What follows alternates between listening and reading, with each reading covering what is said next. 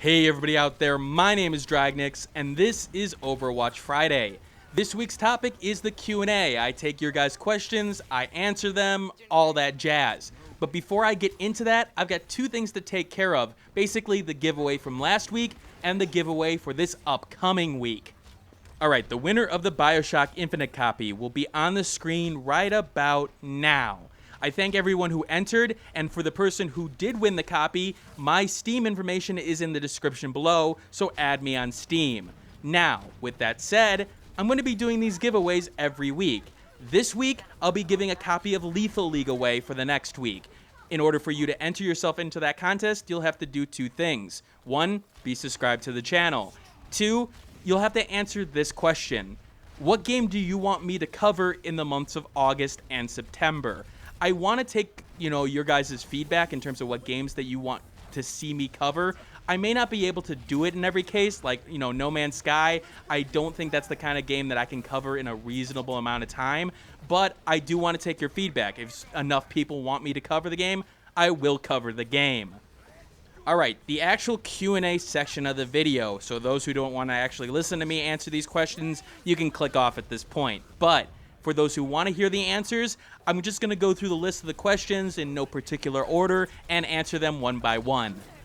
Let's start with a simple question. Sarah Riku asks, how did I get the name Dragnix? Back when I started playing Unreal Tournament, back in, oh god, that was so long ago, I don't even know what year it was, I needed a name to go online. It was the first game that I actually was going to play online, so I wanted a nickname that was suitable to who I was. I like dragons. I liked fantasy elements, but in particular, I like dragons. I like the elder portion of it. I like the fact that, they were big, huge creatures, but they had a lot of intelligence to them as well. I wanted to use that in the name, but I didn't want to use something like the Acid Dragon, which was my old AIM handle. Yes, AIM, all the way back then. But I wanted something different. Then I saw a picture of a phoenix. I'm like, I would like to combine a dragon and a phoenix, and that's where the name came from. The head of a dragon and the back of a phoenix, aka the word dragon and phoenix smashed together, aka Dragnix, and thus a persona was born. Alright, I started with a question about me, and I'll just continue in that sense. Mermaid Illustration asks me a couple of questions. By the way, hi Andrea. What is my second favorite color? My second favorite color is black. I know that's boring. The reason why it's my second favorite color? It goes well with red. Yes, my first favorite color. What is a multiplayer game you'd like to play, you just don't have anyone to play with? This is a weird question because the way I play multiplayer games, I usually play one game and play it until I get sick of it at that point, in particular with the multiplayer games. Right now that is Overwatch, and for a while it was Team Fortress 2. If I had to choose a second one to pick up right now, it would actually be Splatoon. I got to play a little bit online when it first came out, I covered it a little bit, but the thing is that I never got to play with any of my friends, and I really do think it's a very different game from everything else out there in the shooter genre. So I would like to play that game a little bit, I just would need to find the time. What would it take for me to bring it back?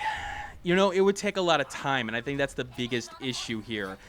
I am doing this sort of YouTube thing constantly, and the thing is that it's not necessarily any, Dr. Pepper's money, so on and so forth. It's literally just the time that it takes to get the server back up, get everything updated in terms of the new code that has been added in TF2 in order to make sure that it could add into the newest version of TF2. I would like to bring it back. I would like to bring it back in Overwatch if possible, although there is no botting capability right now. I hope they add that so that the game has a bit more of a lifespan. I do want to play that RTD mod. I do like, all the friends that I made during that time. It's just a matter of time at this point. Once this channel gets stable, maybe I'll take a look at it. Maybe. But that's going to be a long far off if this channel ever gets stable. What class would you feel the least comfortable playing in Highlander? That's a simple answer for me. Sniper.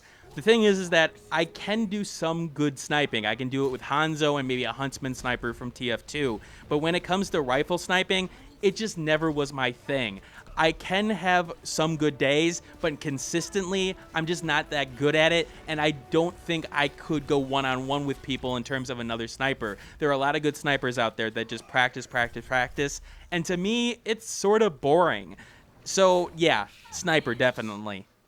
Some people asked a very similar question. They were just worded a little bit differently or had an extra element to it. So, for example, Black Knight 7341, William Yeager, as well as Lord Zot asked me what are my favorite games. In particular, Lord Zot asked what are my 3 favorite games. So I want to answer my definitive favorite as well as 2 other ones. When I think of my favorite game of all time, there's a lot of criteria for favorite game. It could be the one that you're having the most fun with right now, most fun you've ever had, the most influential. But when I sit down and think about what game I would get for a person to get them into gaming as a whole and to get them interested into gaming as a whole, there's one game that always comes to mind, and that's Chrono Trigger. I know that sounds a little bit strange. It's a Japanese RPG. We don't see that in the modern era in terms of those kind of games. But Chrono Trigger is what got me super into gaming. I played the NES. I had a lot of games on the NES that I played, but Chrono Trigger was special. Chrono Trigger was one that I would argue with people in terms of it being better than Final Fantasy VI.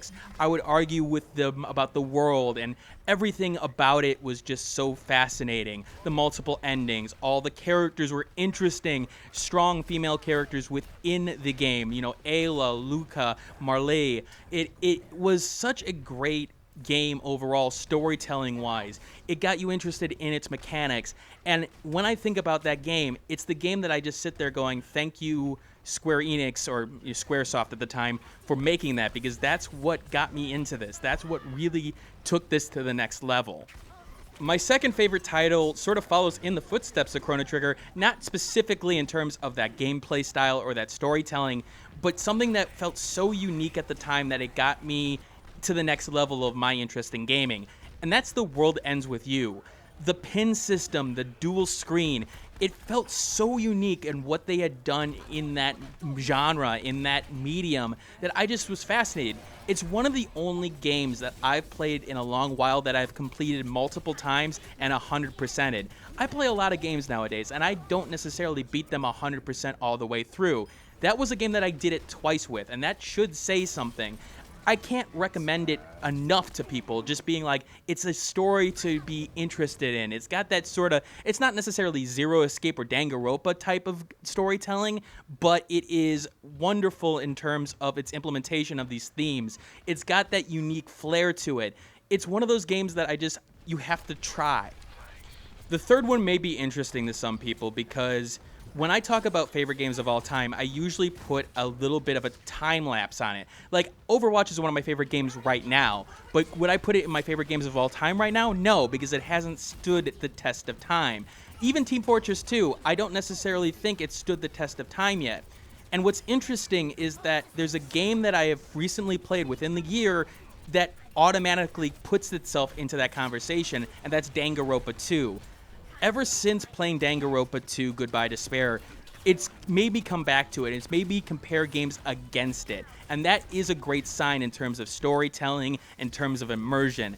I just couldn't believe how they improved on the first one. They took all the themes of the first one. They made it better. They made it so that they played off the themes of the first one. All these characters were interesting. All the complaints I had about the original game were sort of, thrown aside at that point. And I am so excited to see what they do with the next series in terms of Danganronpa. I need to watch the anime. I know I need to watch the anime.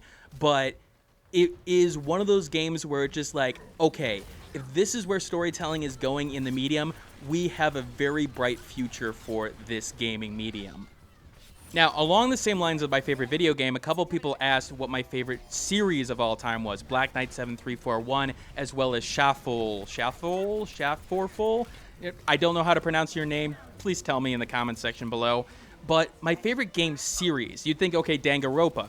That's definitely high up there right now. But when I think about a series that I wanted to go back to over and over again, it was Mega Man X. Not necessarily Mega Man, but Mega Man X. I loved the Super NES games. I loved the improvements they made, how fast it was, but how you still could search for things, how everything came together. It was a game that you could pick up and play and play and play and never get tired of it. And it really sort of irritates me that that series and that kind of genre of games keeps on falling to the wayside. Yeah, Mighty No. 9 failed to do what it needed to do with it, but I feel like anyone would like those games if they like anything dealing with action, and I just don't understand why current gaming companies don't see the value within Mega Man right now, especially Capcom. I may be harder on Capcom more than any other company because they have the Mega Man franchise, and me sitting there going, why don't you do anything with it? Black Knight 7341 asks, what is my favorite console? Super NES bar none. I love the 3DS, I love the DS, I love the N64, I even love some of the more modern ones, the 360 and everything, but when I have to think about what console was the best in terms of every game that I played on it, it's no doubt the SNES. You know, you had Chrono Triggers, you had games like Secret of Evermore, you had games like, you know, Final Fantasy VI. It was a lot of good Japanese RPGs, a lot of good action games, and a good variety of things. And even the mid-level titles, the titles that you wouldn't expect, things like Lion King, were very good at the time. I just couldn't see the Super NES doing anything wrong. And it was such an iconic console in the industry that, yeah, it's no doubt the Super NES is my favorite. Do I have any hobbies outside of gaming? Black Knight 7341 asks. Technically programming. The thing is that that was my career for a long time, so it's hard to say that's a hobby. I do things here and there on the side for my own purposes for video making, but yeah, I still do it. I do watch wrestling from time to time. But the thing is that gaming was my huge hobby, and now I've made it, you know, a central part of my life. So it's really hard to say gaming is my hobby. It's just that it takes up 90% of my time right now. Shelful writes, favorite TV show, movie, anime, etc. I don't watch a lot of TV nowadays. The most recent series that I probably completed from start to finish on TV was actually Chuck from a while ago, and I love that series. I wish it wasn't canceled before it was. I mean, I like The Walking Dead here and there, but I wouldn't call it a favorite one. A favorite movie, the Cornetto trilogy by Simon Pegg and Edgar Wright. Anime, the second version of Full Metal Alchemist Brotherhood, not the first series, but the second one. But again, I don't watch a lot. I got a lot of value in terms of games right now. I put a lot of my time in there. I actually don't watch. I think the only TV show that I'm watching right now is the Scream series because I'm a sucker for, you know, those murder mysteries. Ethan Chang asks what my favorite weapon in any game is. I thought about that for a while. I thought about things like the Cerebral Bore, Farside X20 from Perfect Dark, but when it came down to it, it was a weapon that was simple and yet had so much complexity to it, and that's the Degreaser from Team Fortress 2. The addition of the Air Blast and the ability to push people around, to control space, as well as be able to reflect rockets and sticky bombs, yeah, that was a weapon that I loved what it meant for the battlefield and what it did, and it felt like you needed a lot of skill to use it effectively. You can't just Air Blast over and over again because you'll run out of ammo. It was one of those design decisions that I think was done perfectly, and I think that a great Pyro in a Team Fortress 2 game can really elevate his team to the next level. It's why I play Pyro in Highlander right now. Ethan Chang also asks, explosive or bullets? Explosives. I just like the impact of explosives more. I mean, who doesn't love explosions? All right, switching gears from questions that are personal about me to more about the YouTube channel itself. Perry Docs asked, how did I create the enhancer-dehancer review system, and is it based off the shortcomings of other reviewers? The second question is easy. Yes. The first one, not so much. When I was looking for some kind of unique angle to this channel, something that I could bring to the gaming world that would provide a lot of quality, provide a lot of information, but, you know, made me stand out, I thought about the reviews that were out there, and one of the biggest issues I had with those reviews was the subjectivity to some of them.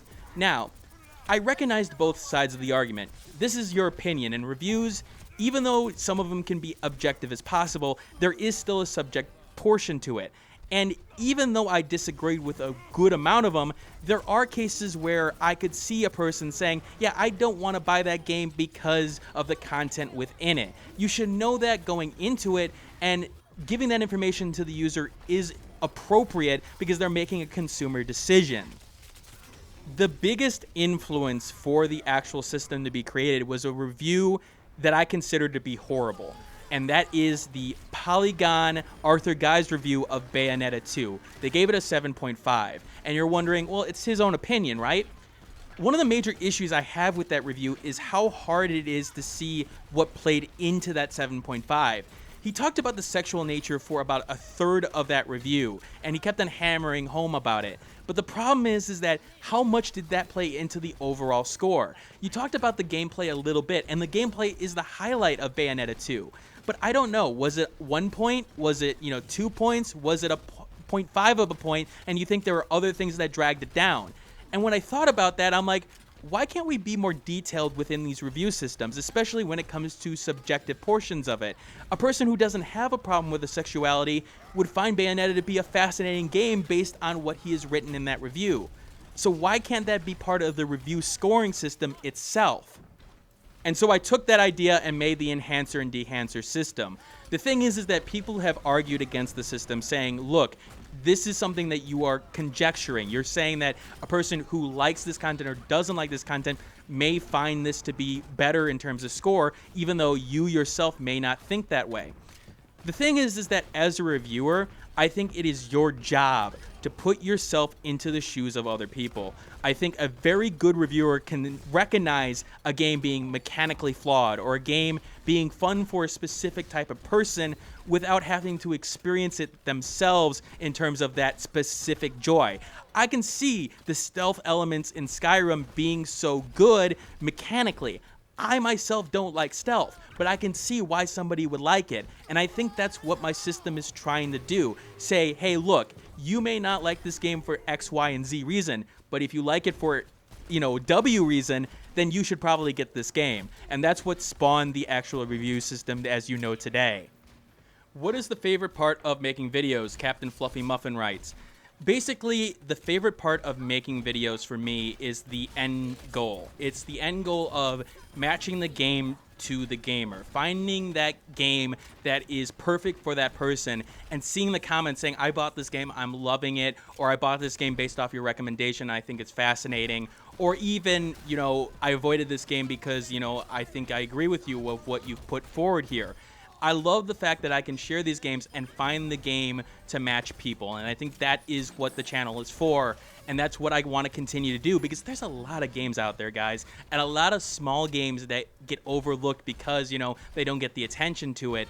I really want to match that to the person, because, again, some of those small games are fantastic. Again, Danganronpa 2 may not be the smallest of games, but it doesn't get the mainstream media attention, and yet I think it's one of the best games of all time. It's those type of games where, yeah, I want to keep going. I want to keep on, matching those games to people. Captain Fluffy Muffin writes, what is the worst part of making these videos? And the funny part about that is that I have two answers for that. One is something called the needle in the haystack. When you get down to the last few clips that you need and you just don't have the footage, you're going through 10, 20 hours of footage and you just can't find the best example for what you want to show. And you're getting to the point where it's like you've worked 30 hours, 40 hours, 50 hours on the video and you just don't have it in anymore and you just want to throw some generic footage in there, but you know that you want to keep the quality up. It's that last portion where you're like, come on, where is that clip? That is one of the worst parts of making these videos because you're so close, yet you're so far away. The second part is rendering. Just the fact that Adobe Premiere Pro likes to crash all the time. And when you have it encoding for 3 hours and then all of a sudden it crashes because you chose 60 FPS and it just decided so, that's horribly frustrating because I lose a lot of time working then. The thing is that this is my one machine. I've got another machine I test games on, but that's not for recording or, anything like that. So the thing is that I gotta wait. And I hate waiting. I hate wasting the time. Sure, I can go, do something else, but, I don't know if I go off and, do something else that it's gonna not crash on me. So, yeah, that sort of sucks. Captain Fluffy Muffin writes, what was my favorite video to make or game to play? And those are both the same answer, and that's Danganronpa 2. Now, I've loved a bunch of it, but the thing is that with Danganronpa 2, it is my favorite game. It's in one of my favorite games of all time, as you saw earlier. But the thing is that when making that video, it's just that there were so many ideas, so many things that I wanted to bring to the table, and there was so much information that I could bring forward to convince people, yeah, this is worth it, that it was a joy to make because it was trying to find the right arguments and in a time frame where I'm not, making a 50-minute video on how good it is. I want to make it a 20-minute video or a 25-minute video, explain how good the game is, and be able to convince you guys that, yeah, you should buy this. And I've had so many people come forward and say, hey, look, I bought this game. I'm loving every single moment of it. Thank you for recommending it. Yeah, that's exactly why I want to do this. And I think it is one of my best quality videos. It was also the one that, you know, a big publisher finally took a chance on me. I wouldn't say Spike Chunsoft isn't necessarily the biggest of publishers. I mean, I've had NIS and The Witch and the 100 Knight, but it was one of those, yeah, I think I proved my value. Yes, it was a very good score, but the game deserved it. Rogan writes, should you be forced to stop doing YouTube full-time in favor of a different job, would you still continue making videos and content? I don't have an answer for you right now. I want to say yes, I really do, but it would definitely be at a worse rate. It wouldn't be anywhere near 3 videos a week. In fact, it'd probably be maybe once every 2 weeks, if that. The thing is that I don't think people realize how much I've sort of sacrificed in terms of my personal life in order to get this up and running. And that's why it's so frustrating. The thing is that I am doing this 60 hours, 80 hours a week for the last 2 years. And I understand that people see, oh, it's a 20-minute video. There's a lot of effort, a lot of notes, and a lot of detail that goes into that. And I've made sacrifices of not going out as much, not, you know, taking part of other hobbies as much. And so I do want to sort of get that back at some point. I know it's not now if I want this to continue, and thus I've put that off. But if I have to go and, you know, work a different job in order to make ends meet, it's really hard for me to sit here and say, yeah, you know, I'd still be able to make content, because I do want those other things back. Those are still important to me. You know, being able to exercise on a more regular basis. It's just that I can't answer that at this point. I want this to work, and I'm going to continue until I really can't in order to make this work. I am working on a huge announcement video for August, and hopefully making an argument for people to support on Patreon. It's just that I don't know if it's going to succeed, and if it doesn't, then so be it. But I wish I had a better answer for you on that one. I just don't.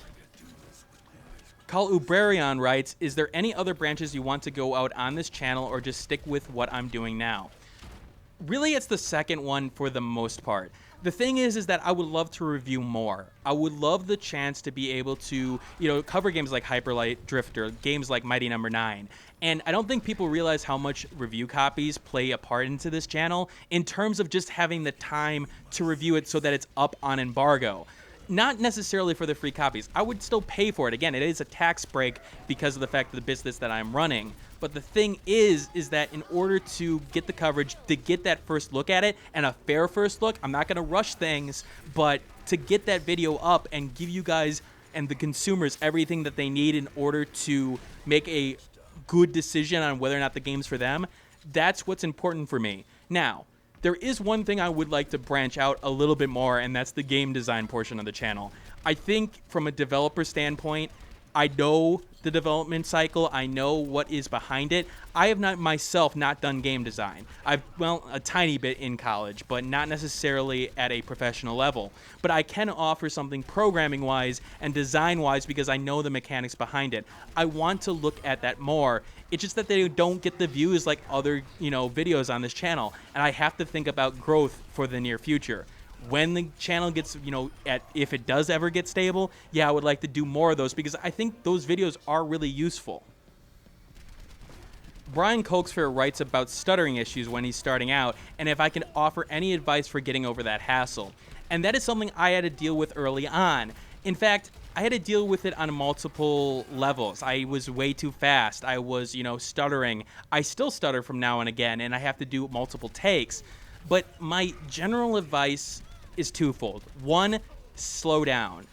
A lot of the things that I see when it comes to the commentary on reviews is that people go too fast. They start to slur over their words. And the thing is that just slowing down and stepping back and saying, let the words come out as opposed to me forcing the words out.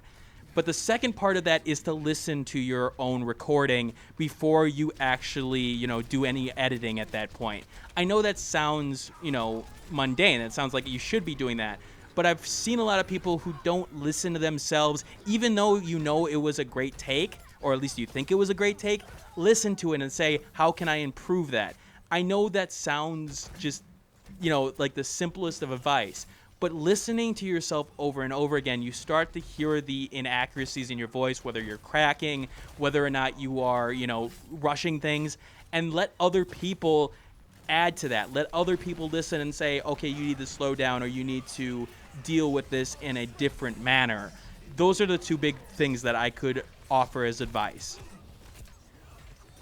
Dynasty Star writes, wouldn't it be easier for the viewer if you could just simplify the naming down and make it clear how much of the game you played? Yes, it would be. The problem is that how do I do that in a way so that everyone knows, like, right away? Like, the reason why I'm using the word critical eye for my first impressions is that part of the problem with first impressions is the fact that it means multiple things now. Some people take it first impressions like the WTF series is for Total Biscuit, but some people take it as literally these are the first impressions of the game after, this is the first time I'm playing the game. So trying to get that in a title that is catchy, that is able to bring people in and draw people into the video, it's not that easy, and it's been something I've been struggling with over the last 2 years. The thing is that review, simple. It's a review. You know that it's complete. Or at least it is considered to be complete, especially on this channel. But I wish that it was an easy answer for that, because yes, it would be great if it was easier for the viewer just to simplify the naming down and make it clear how much of the game you played. But it's not that simple in execution. Dynasty also asks, what's the point of the 5-minute review versus a normal review? Because the 5-minute review is shorter. Isn't that clear to begin with when it comes to video length? It is, but it isn't. The thing is that when you see the title 5-minute review, you know the content is going to be shorter than my normal content. The thing is that what I want to imply with the 5-minute review is that this is an overview. This is less detailed than I usually am with reviews, and they are for shorter games. They are for games like maybe visual novels that don't have multiple paths, games like Honeycam Studio, where there's a basic generic gameplay there, and it's repeatable, but it's not necessarily the greatest in terms of, I'm not going to go into that detail about like strategies or anything like that. It's supposed to be a shorter bite of a review, and I could call it a review, but with my review system in particular, that would imply, okay, enhancers. Enhancers to me are definitely part of a bigger review because, again, you're getting very specific about a specific detail about it. So I wanted to say 5-minute review and not use the same word review because that has different expectations. All right, looking at the remaining questions here, most of them have to deal with Overwatch, so hey, let's switch gears and talk about Overwatch for a tiny bit. Lord Zoc asks, why do I like Overwatch? When I look at first-person shooters, and I love Unreal Tournament, for example, I enjoyed the hell out of Unreal Tournament. But the thing is that one of the things that always bothered me about the first-person shooter is how one person could take over a game with all the skill in the world, and you really couldn't deal with it unless if you played hours and hours and hours upon end. The thing is that why I like games like Team Fortress 2 and Overwatch is that even if you have a great Soldier 76 or you have a great Pharah, and they can still, influence the outcome of a game by themselves, you have options to shut them down so that it becomes more strategical. It becomes more about teamwork and understanding how to react to the other team, changing to the class that you need in order to stop them.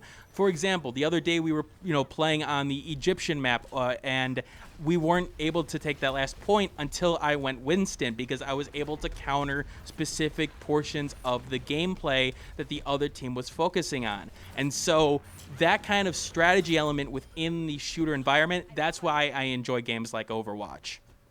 Lord Zoc also asked, what would I change in Overwatch if I could? What I would change in Overwatch if I could is the ability to have servers, the ability to have user-run and user-modded servers right now. One of the things that really bothers me about Overwatch is the fact that, you can't choose what map that you play on. Maybe I'm getting sick of playing, the Egyptian map over and over and over and over and over again, and maybe I want to play on a specific map right now. It's the inflexibility that I think will come down the line. It's just not there right now. I just want to see it, sooner rather than later. Captain Chinson writes, what is my least favorite Overwatch hero and who am I worst at? Now, Worst at, there's no question, it is Widowmaker. Again, I'm not very good sniping. I can have my days, but when it comes to overall, I'm just not as good. And I can't seem to hit the headshots. I'm a little bit more, I'm trying to take into account wind and things like that when I shouldn't be. So yeah, definitely not my, cup of tea, even though I will play it once in a while. Least favorite Overwatch hero? That is a really good question, and it's going to be one that it's a hard answer because I think every hero is good in their own way. I'm going to answer this in a little bit of a different way, though. I think the least favorite Overwatch hero overall for me is actually one that I love playing, Lucio. The reason why I'm saying Lucio is that it creates this unfortunate problem where you have somebody go on your team, support Lucio, but they're so concerned with keeping themselves alive that they don't play to the hero's strength, which is staying together with the group. They are, they're wall riding all over the place and they're healing themselves to make sure that they stay alive, but they're not doing anything in terms of helping the team. I've seen so many bad Lucios that don't understand the hero. It's not because I don't like the hero himself. I think the hero is well designed. It just causes so many problems in terms of what are you doing? You're not playing this class the way that you're supposed to be playing it. Sure, some classes can have a little bit of different mechanics so that, you can have a Junkrat that actually flanks, for example, but not Lucio. His entire thing is to be the healer of the team. When you're not healing the team, you're not doing your job. And so, yes, Lucio would be actually my answer for that. Shuffle Full writes, what do I think of Ana in Overwatch? Ana is one of those heroes where it's always a little bit concerning when someone goes on your team. I think Ana, when coupled with a different healer, is very good. Like if you got another Mercy, you got a Zenyatta, she is very good for your team, especially when she can put somebody to sleep or, stop other people from healing. But by herself healing wise, I know people says that they can get the output of a Mercy or a Lucio in terms of the healing amount. And that's great if the other team isn't countering you. The thing with Ana is that with no movement ability, she's forced into those long hallways so that she doesn't get sniped herself. And the thing is that she can't really fight up close. Yeah, sure, she can, sleep somebody and run away, but that's not really helping the situation. And because you always have to have this sightline on your own team, it just makes the situation where it's just like, if you only have an Ana, it sort of sucks. Again, there are good Anas out there. I like her as an alternate healer, but that's about it. Pure Mix writes, how long do you think people will keep playing Overwatch, and do you think it will be as popular or ever more popular than Dota 2, League of Legends, and CSGO? That's all up to Blizzard, and I think the biggest thing that will play a part of that is the content updates. The reason why Team Fortress 2 did well for so long is, one, they went free to play at a certain point, but two, they were continuously making updates and kept the gameplay and the base gameplay the same and being able to react to the community, as well as custom servers, mods and things like that. The thing is that I think Overwatch has that capability. It's got the style, it's got the good gameplay. The thing is that one thing that does worry me is the tick rate. I think for higher competitions, people may get a little bit annoyed. I know you can adjust that, server side in terms of those competitions, but, when you're practicing or things like that, that is a little bit concerning. I do think it has the potential. It's all up to Blizzard and whether or not they update at a very good rate in terms of new maps, new heroes, being able to keep things fresh balance-wise. I think they've done a good job so far. I think the map rotation is getting stale right now. It is getting very stale, at least for me. So I do think they need to bring out some more maps very quickly. And if they can add user-generated content, they will probably be there for a long time. Nora, and I'm not going to try to pronounce the last part of your name because I know I'll butcher it. What are your thoughts on the D.Va change? The D.Va change is something that I think the game vastly needed, and I think D.Va herself is a much better hero because of it. I was actually surprised at how effective it was. The biggest problem with D.Va before the buffs that she got was her shield. Yeah, it could stop anything, but the thing was that there was no kind of skill or gameplay that you had in terms of once you popped it. Then people just stop shooting, and then all of a sudden you're dead because you can't take the damage. Now that she can bring the shield up and down for a period of time, that changes things. And the thing about D.Va is that her mobility is her biggest strength. The fact that she can get in, take some damage and get out if things get hairy. She is a lot more, she's able to survive a lot more now, and I think that was her big problem before. I called my D.Va play before suicidal D.Va because, again, I would be able to get kills, but I knew that I wasn't going to survive for long, so I was just rushing in. Now I can rush in and still get out without, killing myself. Yeah, I would, maybe lose my mech once in a while, and the fact is that she's very deadly without her mech. It was just that, I wasn't really helping my team in that case. Now I feel like I am because I can, protect them in certain cases. On top of that, I think the explosion change actually makes her more dangerous now. Before, with the 4-second timer on the explosion, that 1 second makes a huge difference to be able to get around a wall or anything, because the amount of time it took before, you're just like, okay, I'm not scared anymore. Now you are. Like, okay, where's that explosion come from? I need to get around a wall. Good players who see it coming can get around a wall and be able to avoid it, but certain cases you just can't. It's on the point, you got to get on the point, and all of a sudden, boom, you're dead. All right, and the final set of questions, because they were just the miscellaneous questions. What would I change about the world if I could? Okay, we're getting very philosophical on the channel here, Lord Zoc. I would change it so that quality matters. I know that sounds strange, but I don't think quality matters in this world in terms of the way that I view quality. I think being able to market something, being able to lie and cheat and steal. Let me change the answer. Morals making a difference in terms of business. Like, underhanded business deals, underhanded, nature of things, the dark side of human nature never really gets punished when it comes to the business world, and I would like to see that change. I would like to see morals actually rewarded, being a honest person actually getting you something, because even if you get caught in terms of those business deals, it usually still ends up in your favor, sadly, and I want to see a world where good people succeed. Epic the Heroic, as well as Black Knight 7341, asked a very similar question. I've been hired as a project lead as a big game studio, and I've been given a team of talented developers. What would I come up with in terms of a game? And in particular, a next entry in a video game series as well. I would like to take the Mega Man series. I would like to take the Mega Man series and take it to the next level. I would like to add roguelike elements to it. I know there's games like 20XX that are trying to do it, but I would like to see some creativity in terms of the weapons. Maybe have a crafting system there where you can mess around with the bullets and what you are doing. Being able to focus on that action, but update it like Shovel Knight did for the platformer. I really think there's a lot that can be done with that genre right now. I think there's a lot of ideas that have come into the mainstream in terms of things like time slow mechanics and things like that, and be able to update it for a new age. It's just that no one seems to want to do that, and I'm not sure why. Yes, we had Mighty Number 9 that tried to do it in a specific way. I don't think that was the team that really was skilled enough to pull off what they wanted to. So I would like to do something along that lines.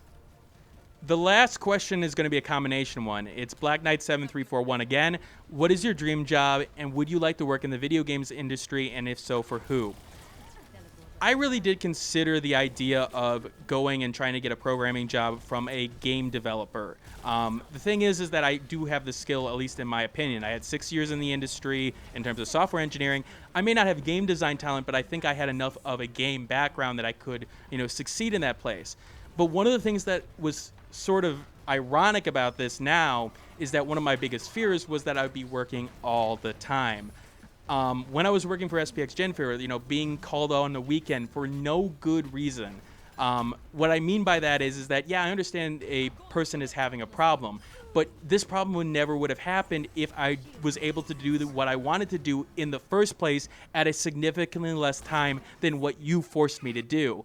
I'm not talking about resources in terms of, asking for, new software or anything. I know that this solution is going to work and it's going to be more efficient, but because you don't believe me as a boss or, someone in a sales position that just doesn't understand the programming side of it, I have to do things harder, and yet it takes me more time, and I have to, deal with the fallout from those solutions that I know have problems with it, and yet I have to take care of them. And I was really afraid, from what I heard from all the people that I talked to in the software engineering world, in the game design field, it wasn't any better there. You had people making decisions or, changing things at the last minute. You were forced to work 60 hours to be on par with everyone else. And I have no problems working 60 hours a week. Hell, you guys have seen that, with this channel. But I want to do it for a purpose where I'm in control of my own destiny. When I'm working 60 hours and it doesn't seem like I'm getting anywhere, then what's the point? And so I would love to work in the video game industry at a certain point, maybe be a programmer or a game designer or something. But right now, my dream job is sort of doing this, being able to give you guys, feedback on games and everything along that line. And it is sort of this is going to take a real negative turn. It is sort of concerning that other people don't see that within the life that in my real life at this point, that they don't see what it is doing in terms of, my enjoyment for things. And I understand that they're concerned about things, and I get it, but I really am enjoying this. I really am enjoying playing these games and giving feedback to people. I just wish it was more successful. Okay, this is a long video. It's already over 40 minutes at this point. That's the end of the Q&A. I'm sorry for the long video. There were a lot of questions to answer, and so I will see you guys next week.